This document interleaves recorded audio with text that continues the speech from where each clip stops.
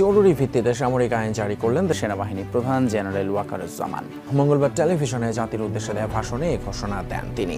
এছাড়া দেশব্যাপী আইন শৃঙ্খলা ও শান্তিপূর্ণ পরিস্থিতি বজায় রাখতে সেনাবাহিনীর কার্যক্রমও তুলে ধরেন তিনি। বলেন, দেশ থেকে রাষ্ট্র বিরোধী শক্তি নির্মূল করতেই জারি করা হয়েছে সামরিক আইন। দেশ ও জাতির জন্য এই কাজটা আমাদের করে যেতে হবে। আমি প্রথমে মনে করেছিলাম আমরা খুব তাড়াতাড়ি এই কাজটা শেষ করে সেনানিবাসে ফেরত আসতে পারবো, কিন্তু কাজটা দীর্ঘায়িত হচ্ছে। বাংলাদেশে ঘটে গেছে এক ভয়াবহ সামরিক কূপ, এবং এই কূপ সংঘটিত হওয়ার সময় বাংলাদেশের টপ 5 জন জেনারেল মারা গেছে। কাল সারা রাতই মোটামুটি একটা খবর খুব চাউর হয়েছে। গতকাল ঢাকা অথবা মিরপুর ক্যান্টনমেন্টে একটা আর্মির একটা ব্যর্থ অভ্যুত্থানের চেষ্টা করা হয়েছে এবং তার ফলশ্রুতিতে লেফটেন্যান্ট জেনারেল ফয়জুর সহ আরো 2-3 জন সামরিক কর্মকর্তাকে আটক করা হয়েছে। গতরাতে সেনাবাহিনীর ভিতরে একটা বিশাল বিদ্রোহ হয়ে গেছে অত্যন্ত গোপনে, এবং সেই বিদ্রোহে ওয়াকারুজ্জামানের জয় হয়েছে। ওয়াকারুজ্জামান একজন লেফটেন্যান্ট জেনারেলকে গ্রেফতার করেছে। সেনাবাহিনীর মধ্যে কি কোনো কু হয়েছে, সেই কথাটি চারিদিকে ঘুরে বেড়াচ্ছে, চারিদিকে আলোচনা হচ্ছে। দেশে একটি যুদ্ধ অবস্থা চলছে বলে মন্তব্য করেছেন উপদেষ্টা মাহফুজ আলম। মাহফুজ আলমের এই স্ট্যাটাস আমাদেরকে ভাবিয়ে তুলেছে। তিনি যখন লিখেছেন, বাংলাদেশের বর্তমান পরিস্থিতি, দেশি বিদেশি ষড়যন্ত্র, বিভিন্ন ধরনের কূটকৌশল চলছে দেশের বিরুদ্ধে, মানুষের বিরুদ্ধে, আমাদের স্বাধীনতার বিরুদ্ধে, তখন স্বভাবতই আমাদেরকে ভাবতে হচ্ছে আগামীর বাংলাদেশ কোন পথে যাচ্ছে, কোন দিকে নিয়ে যাচ্ছি আমরা।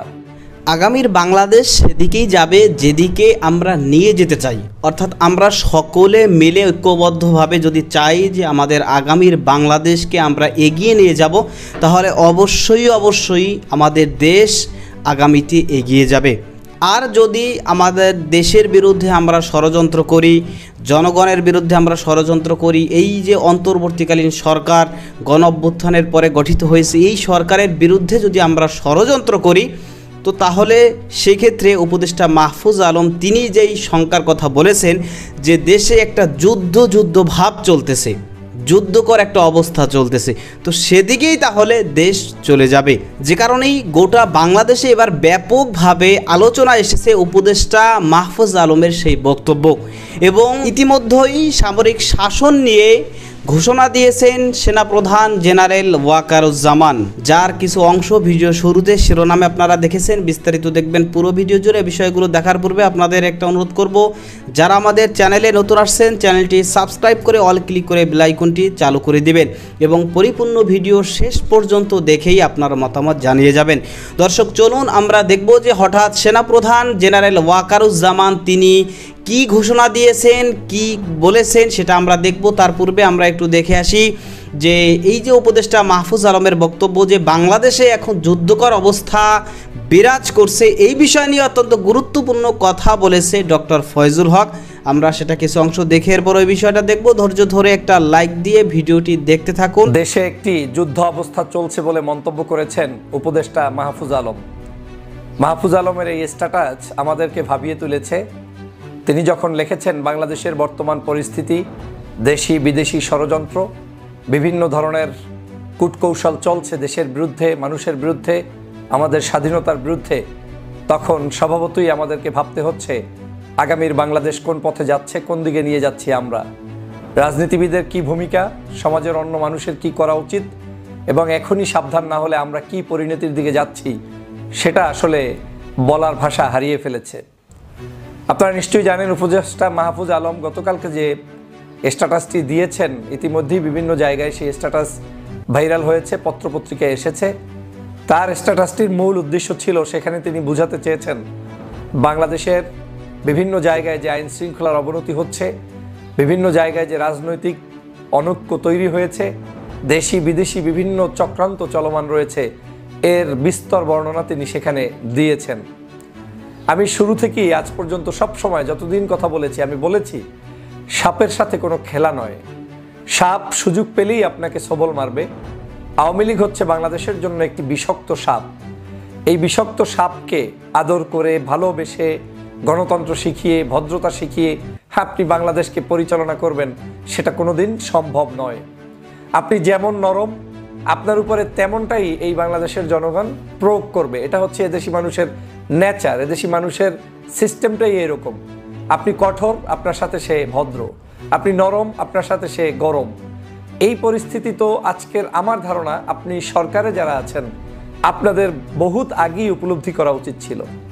এই বাংলাদেশকে আপনি একদিনের মধ্যে আমেরিকা, কানাডা, অস্ট্রেলিয়া, সিঙ্গাপুরের মতো আইন শৃঙ্খলা বানিয়ে নিতে পারবেন না যে বলে বলে করাবেন, ভালোবেসে বেশে তারপরে নিয়ে যাবেন, সুন্দর করে আপনি তাদেরকে আদর যত্ন করে একটা শৃঙ্খলার মধ্যে নিয়ে আসবেন। সেই দেশ এটা না। এদেশে সন্ত্রাস, চাঁদাবাজ, দুর্নীতিবাজ, দুষ্টচক্রের মানুষদেরকে যে ভাষায়, যে শক্তিতে দমন করতে হয় সেই শক্তিই আপনাদের প্রয়োগ করা উচিত ছিল। ডেভিল হান্ট নামে আমরা যে নতুন একটি অপারেশন দেখেছিলাম, সে অপারেশনটা পর্যন্ত দুর্বল করেছে কারা? আমরা যখন শুরুর দিকে শুরু করেছিলাম মনে হয়েছিল যে ডেভিল হান্টে দেশ ঠান্ডা হয়ে যাবে। আপনারা একদিকে ডেভিল হান্ট করছেন, অন্যদিকে বলছেন যে কারো উপরে যাতে কোনোভাবে কিছু না হয়, খুব ঠান্ডা মাথায় গ্রেপ্তার করা কিংবা আইন শৃঙ্খলা দেখা। এই ঠান্ডা মাথা যখন একজন সাধারণ অপরাধী জানতে পারে তখন সে তার অপরাধ আরও দ্বিগুণ বাড়িয়ে দেয়। তিনি নিশ্চিত হয়ে যান যে আমার তো কোনো ক্রসফায়ার নাই, আমার তো কেউ মৃত্যু করবে না, আমাকে তো কেউ গুম করবে না, আমাকে কেউ তো আটকিয়ে ফেলবে না। এই যে তার ভিতরে একটা শক্তি চলে আসে, আর এই শক্তির কারণেই অপরাধীরা দ্বিগুণ চারগুণ শক্তি নিয়ে মাঠে নেমে পড়ে। আমাদের এই বাংলাদেশকে নিয়ন্ত্রণ করতে হলে সেই 5 তারিখের পরে যেই রকম একটি শক্ত অবস্থান গ্রহণ করা উচিত ছিল, সেই শক্ত অবস্থানটা 5ই আগস্টের পরে বাংলাদেশের সরকার এবং আমরা কেউই নিতে পারিনি, গ্রহণ করতে পারিনি। আমরা কয়েকদিনের মধ্যে ভুলে গিয়েছি রক্তের সেই দাগের কথা, আমরা কয়েকদিনের মধ্যে ভুলে গিয়েছি 2000 মানুষের সেই জীবনের কথা, আমরা কয়েকদিনের মধ্যে ভুলে গিয়েছি আমার প্রায় হাজার হাজার 50,000-এর কাছাকাছি মানুষের হাত পা চক্ষু না থাকার সেই সকল কথা ভুলে গিয়েছি। আমরা একে অপরে ব্যস্ত হয়ে পড়েছি তর্কে বিতর্কে। আমরা আওয়ামী লীগের দুর্নীতি, আওয়ামী লীগের অসঙ্গতি, আওয়ামী লীগের সকল প্রকার অন্যায় অত্যাচারের কথা আমরা ভুলে গিয়েছি, জাতিকে জানাতে আমরা ভুলে গিয়েছি। আমরা জাতিকে জানাচ্ছি বিএনপির কি দোষ, জামাত শিবিরের কি দোষ, অন্য দলের কি দোষ। একে অপরের সকলে সবার দোষ নিয়ে রাস্তায় এমনভাবে নেমে পড়েছি, আওয়ামী লীগ মহা খুশি এবং তার পরিকল্পনাটাই আমরা মূলত বাস্তবায়ন করে দিচ্ছি। আওয়ামী লীগ এটাই চেয়েছে যে এত বড় খুন, এত বড় অন্যায়, এত বড় চুরি ডাকাতি, এই সব কিছু জাতির কাছ থেকে মুছে গিয়ে ওরা ওদেরকে নিয়ে ব্যস্ত থাকবে। সেই কর্মটি আজকের বাংলাদেশে সফলভাবে সম্পন্ন করতে পেরেছে এই আওয়ামী লীগ এবং বিদেশি সংস্থাগুলো। কিন্তু আমাদের হুঁশ ফেরেনি। এখন উপদেষ্টা বলছেন বাংলাদেশ এখন একটি যুদ্ধ অবস্থায় চলছে। এই কথার ভারত্ব, এই কথার শক্তি, এই কথার অবস্থান যদি আপনারা অনুধাবন করতে না পারেন তাহলে বাংলাদেশের সামনের দিনগুলোতে যে কত কঠিন পরিস্থিতি হবে সেটা আমাদেরকে ভাবিয়ে তুলেছে। আমাদের দেশের আইন শৃঙ্খলা বিনষ্ট করার জন্য এই সরকার যদি আজকের কঠোরভাবে সেই 5 তারিখের পরে শুধুমাত্র আওয়ামী লীগকেই দমন করা নয়, বরং বিশৃঙ্খলা সৃষ্টিকারী যে কোনো ব্যক্তি, সে বিএনপির হোক, জামাতের হোক, অন্য দলের হোক, যে কোনো ডান বাম ছোট বড় যেই হোক না কেন, আইনের গতিতে আইন প্রয়োগ করে যদি তাদেরকে শায়েস্তা করে একদম ডাইরেক্ট, যেখানেই সন্ত্রাস, যেখানেই দুর্নীতি, যেখানেই অন্যায়, সাথে সাথে ডান্ডার বাড়ি, তাহলে আজকের এই কঠিন পরিস্থিতি থেকে আমরা মুক্ত হতে পারতাম। কিন্তু আমার নিজের চোখের সামনে দেখছি যে কি কারণে, কিভাবে আমরা আইন শৃঙ্খলাকে অবনতির দিকে নিয়ে গিয়েছি এবং এখনো নিয়ে যাচ্ছি। আমি বারবার বলেছি মুগুর যেখানে প্রয়োজন সেখানে মুগুরই দরকার। আওয়ামী লীগের সাথে কোনো কাগজপত্র নিয়ে লেখালেখি করে কোনো এগ্রিমেন্ট করে শান্তি আপনি বাংলাদেশে করতে পারবেন না। আমরা বিভিন্ন কাজে ব্যস্ত আছি এখন, ইনেট টু সিভিল পাওয়ারের কাজে, দেশের শান্তি শৃঙ্খলা রক্ষার কাজে আমরা ব্যস্ত। দেশ ও জাতির জন্য এই কাজটা আমাদের করে যেতে হবে। আমি প্রথমে মনে করেছিলাম আমরা খুব তাড়াতাড়ি এই কাজটা শেষ করে সেনানিবাসে ফেরত আসতে পারবো, কিন্তু কাজটা দীর্ঘায়িত হচ্ছে। আমি জানি যে আমরা বহুদিন ধরে এই কাজটা করে যাচ্ছি, তো ধৈর্য রাখতে হবে এবং প্রফেশনালিজমের মাধ্যমে, পেশাদারিত্বের মাধ্যমে কাজটা সম্পন্ন করতে হবে। দেশ এবং জাতি তোমাদের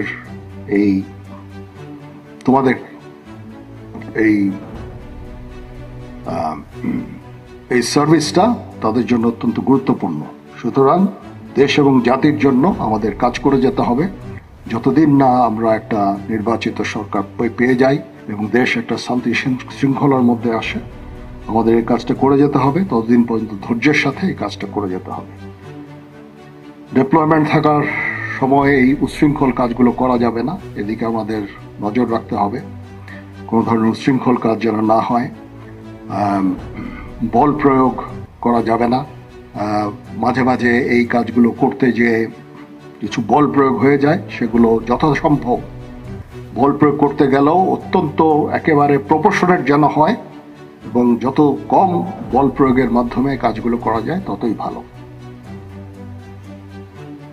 ইনশাআল্লাহ আমরা যদি সেনাপ্রধান জেনারেল ওয়াকারুজ্জামান তিনি তার বক্তব্যে সেনাবাহিনীর যেই ম্যাজিস্ট্রেসি ক্ষমতা বা পাওয়ার সেই বিষয় নিয়ে তিনি কথা বলেছেন, অথচ গোটা বাংলাদেশের বিভিন্ন গণমাধ্যম এবং পাশাপাশি ভারতের বিশেষ করে গুজববাদী এবং দালাল যে সমস্ত মিডিয়া তারা এটা প্রকাশ করতেছে, তারা এটা প্রচার করতেছে যে আসলে সেনাপ্রধান জেনারেল ওয়াকারুজ্জামান তিনি বাংলাদেশে সেনাভ্যুত্থানের মাধ্যমে সামরিক শাসন জারি করতেছে এবং তার মাধ্যমেই এই অন্তর্বর্তী সরকারকে হটিয়ে শেখ হাসিনাকে পুনরায় দেশে আনা হবে, এরকম ধরনের বিভিন্ন আজগবি গুজব তারা প্রচার করছে এবং পাশাপাশি তারা এটা বলছে যে শীঘ্রই দেশে শেখ হাসিনা ফিরে আসবে এবং শেখ হাসিনা দেশে এসে আবারও সে ক্ষমতায় বসবে, বিভিন্ন ধরনের আজগবি কথা বলতেছে।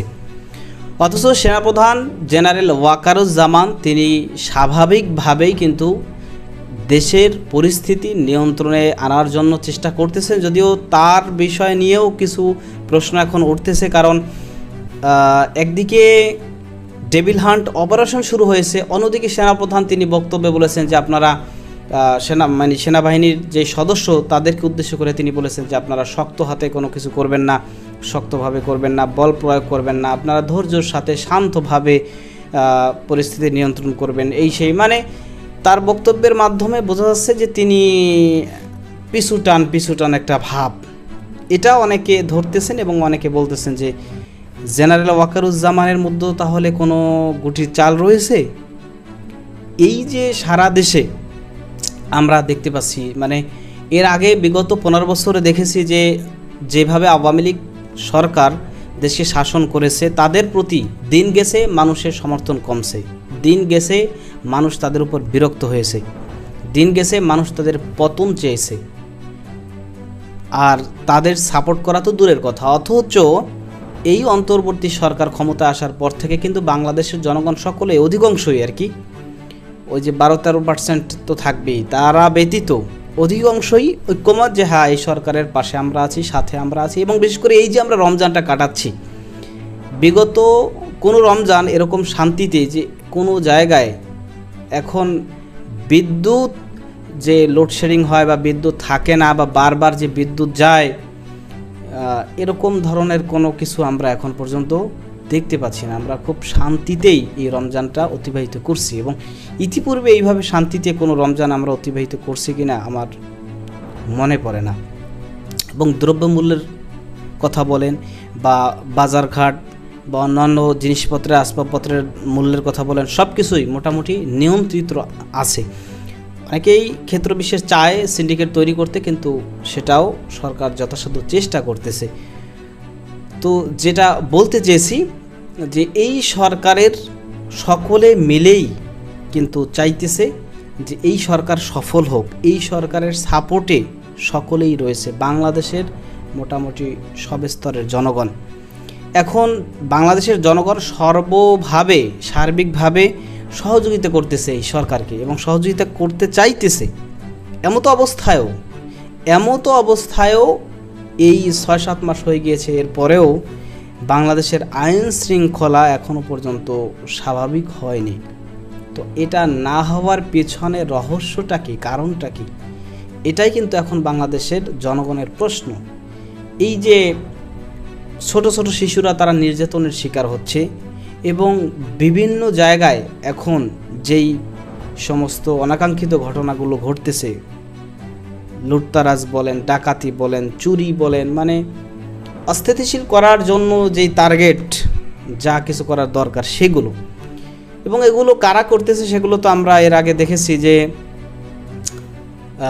তারা প্রকাশ্যে বলেছে যে আমরাই যদি স্বাভাবিকভাবে নিরাপদের সাথে আমাদের কার্যক্রম না চালাইতে পারি, না চলতে পারি, তাহলে কাউকে আমরা নিরাপদে থাকতে দেব না, কি করতে হয় সেটা আমরা করব।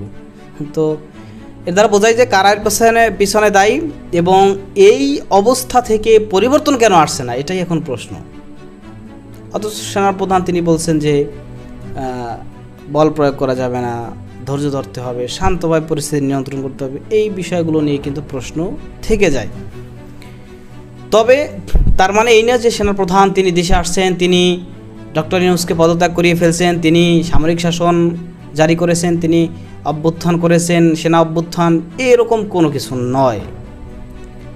তো যাই হোক দর্শক, যে বিষয়গুলো দেখলেন সে সম্পর্কে আপনার মতামত কি সেটা কমেন্ট সেকশনে জানিয়ে যাবেন। ভালো থাকবেন, সুস্থ থাকবেন, দেখা হবে নতুন কোনো ভিডিওতে, কথা হবে নতুন কোনো বিষয়ে। আজকে পর্যন্তই, আসসালামু আলাইকুম ওয়া রাহমাতুল্লাহ।